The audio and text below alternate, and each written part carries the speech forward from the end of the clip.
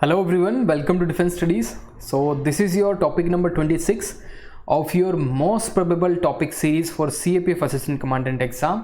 और आज का हमारा टॉपिक है क्लाइमेट स्मार्ट एग्रीकल्चर। और ये टॉपिक बहुत इंपॉर्टेंट इसलिए है क्योंकि यूपीएससी के एग्ज़ाम हो और एग्रीकल्चर का कोई टॉपिक ना पूछा जाए, ऐसा हो नहीं सकता। Agriculture is one of the most important topic for UPSC. बहुत अच्छी तरह से आपको एग्रीकल्चर पढ़ना चाहिए। आप सिविल सर्विसेज की बात करेंगे, हर बार एग्रीकल्चर से कुछ ना कुछ आता है। सीएपीएफ की बात करते हैं, सीएपीएफ के लिए क्यों एग्रीकल्चर इंपॉर्टेंट है, तो उसके लिए आपको ट्रेंड देखना होगा सीएपीएफ का। ये देखिए topic number 3, sustainable farming is the need of the hour, then rhetorical promises 2019 में पूछा। Topic number 5, farm waiver is populistic and myopic, strategy change needed 2018 में। और 2016 में देखिए farmer suicide in India sign of impending disaster. उसके बाद topic number 9, impact of climate change on agriculture and cropping pattern in India. तो ये सभी topic आपके पूछे जा चुके हैं सीएपीएफ एग्जाम के अंदर। तो ये सिर्फ मैं एस्से की बात कर रहा हूँ, सिर्फ एस्से की। इसके अलावा अगर आर्ग्यूमेंट राइटिंग या फिर रिपोर्ट राइटिंग की बात करूँ तो आर्ग्यूमेंट राइटिंग में आपसे farmer protest is politically motivated last year पूछा गया। उसके बाद बहुत सारी चीज़ें एग्रीकल्चर से रिलेटेड आपसे पूछी जाती हैं रिपोर्ट राइटिंग के अंदर, जैसे वाटर हार्नेसिंग और ये सभी चीज़ें एग्रीकल्चर से रिलेटेड हैं, डायरेक्ट और इनडायरेक्ट। ठीक है, तो agriculture is one of the important topic. अगर एग्रीकल्चर आपका प्रिपेयर नहीं है तो आपको इंटरव्यू में स्ट्रगल करना पड़ेगा। इंटरव्यू में बहुत सारे एग्रीकल्चर पे आपका इंटरव्यू जाता है अगर आपका बैकग्राउंड रूरल एरिया से है। ठीक है, तो इसके साथ देखिए स्टार्ट करते हैं लेक्चर को। क्लाइमेट स्मार्ट एग्रीकल्चर, इस बार क्यों क्लाइमेट स्मार्ट एग्रीकल्चर या फिर इस तरह से टॉपिक बन सकता है कि the impact of emerging technologies to increase the production in the agriculture sector. ये टॉपिक आपका बहुत इंपॉर्टेंट है, एमर्जिंग टेक्नोलॉजीज एंड एग्रीकल्चर। इस तरह से बनेगा आपका, क्योंकि देखेंगे आप क्लाइमेट चेंज बहुत ज़्यादा इम्पैक्ट कर रहा है एग्रीकल्चर को। बोल रहे हैं कि इसकी प्रोडक्टिविटी डिक्रीज हो रही है एग्रीकल्चर के अंदर। ये सभी चीज़ें बाद की बात है। अपने एस्से को आपको क्रेडिबल बनाने के लिए क्या क्या चीज़ें उसमें डालनी पड़ेंगी ये देखना है आपको इसके अंदर एक रिपोर्ट डालनी पड़ेगी, या तो वर्ल्ड बैंक की डालिए आप, या फिर FAO की डालिए, food and agriculture organisation, United Nation की एक स्पेशलाइज्ड एजेंसी है। वर्ल्ड बैंक की डाल सकते हैं आप। ठीक है, ये सभी आप रिपोर्ट इसके अंदर डालेंगे, इकोनॉमिक सर्वे की रिपोर्ट डालेंगे, उसका डेटा डालेंगे, फिगर डालेंगे। ठीक है, तो आपका जो एस्से है वो स्टैंड आउट करेगा। ठीक है, क्योंकि आपको एवरेज मार्किंग नहीं चाहिए, आपको सभी से 1 या आधा नंबर ज़्यादा चाहिए। ठीक है, तभी आपको अपनी मनचाही फोर्स मिलेगी। तो जब भी देखते हैं तो फिर स्टार्ट करते हैं इसमें। कॉन्टेक्स्ट क्या है? Context climate change, extreme weather events lead to supply shock. अब सप्लाई शॉक आपने देखा होगा कि गवर्नमेंट ऑफ इंडिया ने वीट एक्सपोर्ट बैन किया था रिसेंटली। क्यों किया था? क्योंकि आपको पता है कि वीट की जो हमारी प्रोडक्शन है वो कम हो गई थी ड्यू टू हीट वेव्स की वजह से। ये आपको देखना पड़ेगा। तो impact of climate change on agriculture देख सकते हैं कि प्रोडक्टिविटी डिक्रीज हुई है, इस हिसाब से हमारा सप्लाई शॉक लगा है। राइट, तो ये कॉन्टेक्स्ट हो गया। उसके बाद देखिए आप FAO की रिपोर्ट क्या कहता है। क्लाइमेट स्मार्ट एग्रीकल्चर क्या है? is an approach that guide action that transform agri-food system towards green and climate resilient practices। तो ये कीवर्ड्स हैं आपके ऐसे में होनी चाहिए कैसे ना कैसे के green and climate resilient practices को हम क्लाइमेट स्मार्ट एग्रीकल्चर बोलते हैं। उसके बाद वर्ल्ड बैंक बोलता है कि climate smart agriculture aims to achieve 3 outcomes. क्या? Productivity increase, enhance resilience, reduce emission. Resilience मतलब कोई भी आपका क्लाइमेट चेंज इवेंट हुआ उसके साथ मतलब that crop will withstand that particular event. अगर ड्रॉट इवेंट है या फिर फ्लड इवेंट है तो आपका ड्रॉट रेजिलियंट कुछ ऐसा प्लांट होना चाहिए इस हिसाब से। तो ये आपका क्लाइमेट स्मार्ट एग्रीकल्चर होना चाहिए। राइट, इरिगेशन की फैसिलिटीज़ आपकी पहले ही आपके पास होनी चाहिए, एश्योर्ड इरिगेशन, बहुत सारी चीज़ें। रिड्यूस एमिशन की बात करें तो इसमें आपको पता है कि जो आपका agriculture is one of the largest emitter of green house gases. Around 18 या फिर 17% green house gases agriculture alone emit करता है। इससे ज़्यादा भी हो सकता है ये फिगर। ठीक है, तो एमिशन कैसे कम कर सकते हैं क्लाइमेट स्मार्ट एग्रीकल्चर से? जैसे आप पैडी जब आप धान की खेती करते हैं उसमें आप फ्लड इरिगेशन करते हैं तो उससे आपकी मीथेन की एमिशन बहुत ज़्यादा होती है। तो फ्लड इरिगेशन ना करके आप दूसरी स्मार्ट इरिगेशन टेक्निक यूज़ कर सकते हैं, micro irrigation technique, right. So next,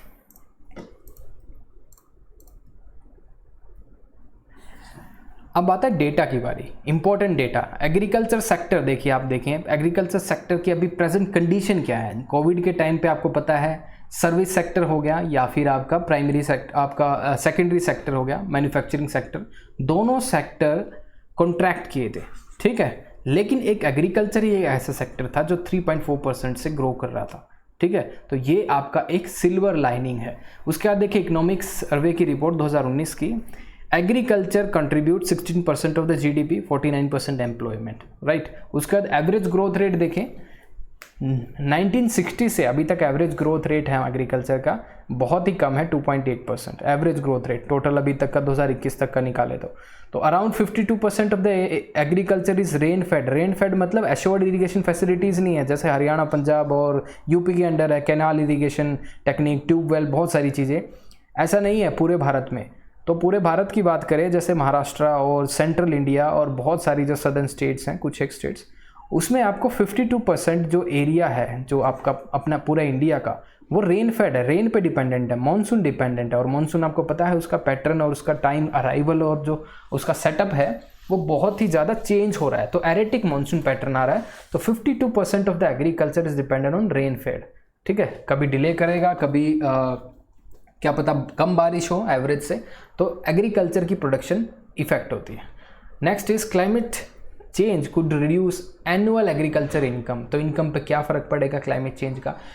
एक ये पर्टिकुलर रिपोर्ट है कि 15 to 20% एवरेज कमी आएगी और 20 to 25% जहाँ पे अनइरीगेटेड एरियाज है, जहाँ पे रेन फेड एरियाज जो हैं वहाँ पे 20 to 25% आपकी एग्रीकल्चर इनकम कम हो सकती है। तो एक तरफ तो हम बोल रहे हैं कि डबलिंग फार्मिंग इनकम 2022 तक, ठीक है। तो डबलिंग फार्मिंग इनकम, और इस पर एक इंपॉर्टेंट रिपोर्ट भी आपकी अशोक दलवई कमेटी जो डबलिंग फार्मिंग इनकम को देख रही है। उसके बाद देखिए आप चैलेंजेस क्या है हमारे सामने। एक तो मानसून डिपेंडेंट है इंडिया का एग्रीकल्चर सिस्टम 52%, राइट। उसके बाद टेम्परेचर इंक्रीज, एक तरफ तो टेम्परेचर इंक्रीज हो रहा है, रेनफॉल डेफिशिएंसी अनदर चैलेंज। उसके बाद इकोनॉमिक सर्वे 2019 की फाइंडिंग देखिए, टेम्परेचर कहाँ कहाँ पे बढ़ रहा है, north east, Kerala, Tamil Nadu, Rajasthan, Gujarat. Rain deficiency कहाँ पे है, यूपी, नॉर्थ ईस्ट, छत्तीसगढ़, ठीक है। तो ये सभी चीज़ें थी आपके चैलेंजेस। कुछ एक चैलेंजेस अभी मेंशन किए हैं, आने वाले चैलेंजेस और भी हैं। तो इसके साथ ही और भी जो इंपॉर्टेंट चैलेंजेस हैं, जहाँ आपके मार्जिनल फार्मर्स देखेंगे आप, जिसके पास less than 1 hectare of land है। इतना कितने फार्मर्स है, 67.1%, राइट। स्मॉल फार्मर्स देखिए उससे भी कम, जिसके पास ज़मीन है 2 हेक्टेयर से भी कम, 17.91%। ये आप पर्टिकुलर ये हमारी कैरेक्टरिस्टिक्स है इंडियन एग्रीकल्चर के अंदर, कैसे फ्रेगमेंटेशन है, फार्मर्स के पास कितनी होल्डिंग है। अब प्रॉब्लम्स देखिए फार्मिंग इन इंडिया, उसके बाद क्वालिटी सीड्स नहीं है उनके पास, मॉडर्न इक्विपमेंट एंड मशीनरी नहीं है। आपको पता है यूएसए के पास और जो वेस्टर्न कंट्रीज़ के पास है बहुत ज़्यादा फार्मिंग जो है वहाँ पे मैकेनाइज्ड हो चुकी है, राइट। तो प्रोडक्टिविटी भी बढ़ रही है वहाँ पे। और एक और इम्पॉर्टेंट प्रॉब्लम जो है इंडियन एग्रीकल्चर की वो है small and फ्रेगमेंटिंग land holding.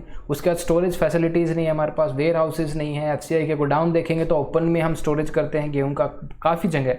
Poor irrigation facilities, ये भी एक चैलेंज है हमारे लिए। और दूसरा चैलेंज है जैसे क्रॉप इम्पैक्ट। क्रॉप इम्पैक्ट की बात करें, क्लाइमेट सेंसिटिव क्रॉप सबसे ज़्यादा कौन है, पल्सेस, राइट।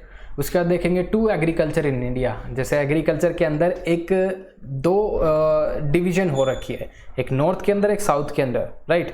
नॉर्थ के अंदर आप देखेंगे बहुत ही ज़्यादा आप देखेंगे एसिमेट्री है इन टर्म्स ऑफ इंफ्रास्ट्रक्चर पूरे इंडिया के अंदर। नॉर्थ के अंदर देखेंगे आप, जैसे आप ग्रीन रेवोल्यूशन भी नॉर्थ इंडिया के में ही हुआ है, मेनली जो आपकी पंजाब, हरियाणा और यूपी, वेस्टर्न यूपी के अंदर, राइट। यहाँ पे आपका एग्रीकल्चर हुआ है, उसके बाद यहाँ पे ग्रीन रेवोल्यूशन हुआ है, उसके बाद से यहाँ के फार्मर्स की इनकम बढ़ गई है, गवर्नमेंट ने यहाँ पे ज़्यादा फोकस किया है। तो आपको पता है कि यहाँ से रीजनल डिस्पैरिटी हो गई है, ठीक है, रीजनल इनइक्वालिटी, बहुत सारी प्रॉब्लम आती है। उसके बाद देखेंगे यहाँ के जो एरियाज है, northern areas, they are well irrigated, canal system है, price and procurement support north India का much better versus inadequately irrigated central India और वेस्टर्न एंड सदर्न इंडिया, तो ये हमारे देश के अंदर भी डिसेबिलिटी है, ठीक है, रीजनल इनइक्वालिटी है in terms of infrastructure in agriculture. उसके बाद देखेंगे extreme weather events, crop damage, ये हमारे लिए एक नया चैलेंज है। फर्टिलाइजर ओवर यूज़, ये तो बहुत पहले से चलता रहा है लेकिन अभी हम उसका इफेक्ट देख रहे हैं।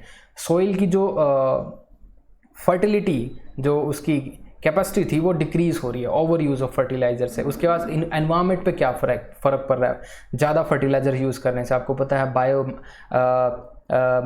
एक्यूमुलेशन या बायोमैग्निफिकेशन, इस तरह की प्रॉब्लम। उसके बाद देखेंगे स्क्यूड यूज़, मतलब यूरिया सबसे ज़्यादा डोमिनेंट है। अगर आप बात करें यूरिया का सबसे ज़्यादा यूज़ किया जाता है अगर इसमें फर्टिलाइजर्स की बात करें तो एक तरह तो हम बात कर रहे हैं कि we will be moving towards organic farming या फिर जीरो बजट नेचुरल फार्मिंग की तरफ। दूसरी तरफ हम देखें तो इतना ज़्यादा फर्टिलाइजर्स हम यूज़ कर रहे हैं।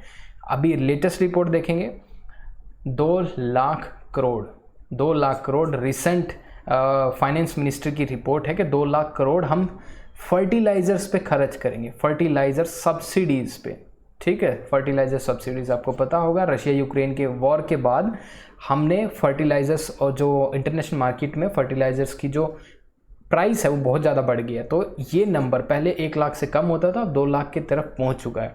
उसके बाद देखेंगे क्रॉपिंग, मोनोक्रॉपिंग हम फॉलो करते हैं। अगर एक ज़मीन पे आप उगाने लगे वीट तो सदियों तक उस पर वीट ही उगता है, ठीक है, राइस ही उगता है, तो monocropping pattern. Water stress region है, आपको पता होगा कि सेंट्रल ग्राउंड वाटर एजेंसी की रिपोर्ट देखें तो एवरेज वाटर जो आपकी ग्राउंड टेबल है वो कितनी ड्रॉप हो चुकी है, मोर देन 10 to 15 मीटर, इतना ड्रॉप आ चुका है। उसके बाद ground water depletion, animal rearing, methane emission होता है अगर आप एनिमल हस्बेंड्री की तरफ मूव कर रहे हैं तो ये भी एक चैलेंज है। उसके बाद no incentive for farmers to change, अगर फार्मर्स को क्लाइमेट सेंसिटिव टेक्नोलॉजी अडॉप्ट करनी है तो ये फ्री में तो आती नहीं, इसके लिए बहुत ज़्यादा पैसा चाहिएगा आपको। तो ये no incentive for farmers to change, एक तो आपको ये देखना होगा कि बहुत सारे जो लोग हैं स्मॉल और मार्जिनल फार्मर्स हैं, उनकी खुद की कम ज़मीन है, हालांकि वो बहुत सारी ज़मीन को लीज़ पे लेके काम करते हैं। अगर दूसरे की ज़मीन को आप लीज़ पे लेके काम करेंगे तो उस पर इन्वेस्टमेंट नहीं करते, सिर्फ आप उस साल के लिए उस पर 1 साल के लिए आप उस पर कुछ ना कुछ उगाते हैं और वहाँ से अपना घर चलाते हैं, ठीक है। लेकिन अगर आपको उसमें इन्वेस्टमेंट करनी है तो ये चीज़ें आपको देखनी होगी कि उस पर आपका ओनरशिप होनी चाहिए या फिर आपको कम से कम 10 या 12 साल के लिए वो ज़मीन आपको लीज़ पे मिलनी चाहिए। तो इसमें बहुत सारा जो फार्मर्स है, जो लैंड ओनर है उसका, उस लैंड का, उसके मन में भी थोड़े से एप्रीहेंशन आ जाता है कि मेरी ज़मीन पे कोई कब्जा ना कर ले। तो इसको लेते हुए लैंड लीजिंग एक्ट भी नया आया है, गवर्नमेंट ने उसको पास किया है। उसके अंदर भी बोला है कि जो टीनेंट है, टीनेंट can not become the owner of that land, ठीक है। तो इस पे लैंड ओनर को थोड़ा सा बिलीव हुआ है, अब वो लीज देने लग गया है फार्मर्स को लंबे टाइम के लिए, लॉन्ग टर्म के लिए। अगर लॉन्ग टर्म के लिए लेंगे तो उस एग्रीकल्चर को हम इंफ्रास्ट्रक्चर डेवलपमेंट कर सकते हैं उस लैंड पे, ठीक है। उसके बाद other challenges related to agriculture जो कि मिससेलेनियस हैं। उसके बाद देखिए lower income for farmers plus food insecurity plus environment unsustainability, ये आपकी विशियस साइकिल बन जाएगी। लोअर इनकम, उसके ऊपर फूड इनसिक्योरिटी, उसके ऊपर एनवायरमेंटल अनसस्टेनेबिलिटी। अब देखिए सस्टेनेबल फार्मिंग सॉल्यूशन की तरफ हम आ चुके हैं। सस्टेनेबल फार्मिंग के अंदर आपको पता है ऑर्गेनिक फार्मिंग हम बात कर रहे हैं, zero budget natural farming, integrated farming, agro forestry, precision farming, बहुत सारी चीज़ें हैं, ठीक है। तो सस्टेनेबल फार्मिंग में सिर्फ ये ही नहीं है, उसके बाद आप देखेंगे जेंडर गैप को कैसे ब्रिज कर सकते हैं, food availability, soil erosion, green house gases को कम कैसे करते हैं, ठीक है। ये सभी चीज़ें आपको देखनी पड़ेगी। ट्रेड ओपननेस, अभी ट्रेड ओपननेस तो हमने बैन कर दिया था वीट एक्सपोर्ट को, ठीक है। उसके बाद देखेंगे जो आपका फर्टिलाइजर्स जो आप यूज़ कर रहे हैं हाईली स्क्यूड टुवर्ड्स यूरिया, ठीक है। उसके लिए हमने नैनो यूरिया भी अभी डेवलप किया है। Nano urea is a new technology जिसके अंदर टारगेट है कि ये बहुत ज़्यादा एफिशिएंट है उससे पुराने यूरिया जो है आपका। तो सस्टेनेबल फार्मिंग के अंदर 3 डायमेंशन है important, economic, social and environmental. तो सस्टेनेबल फार्मिंग को आपको हमेशा इस 3 एंगल से देखना है, इकोनॉमिक क्या फ़ायदा होगा, सोशल क्या फ़ायदा होगा, एनवायरमेंटल क्या फ़ायदा होगा। उसके बाद देखिए इंटीग्रेटेड फार्मिंग क्या है। एक यूएसए के अंदर एक बहुत इंपॉर्टेंट पेपर रिलीज़ हुआ था, that is national academy of sciences ने एक पेपर रिलीज़ किया था।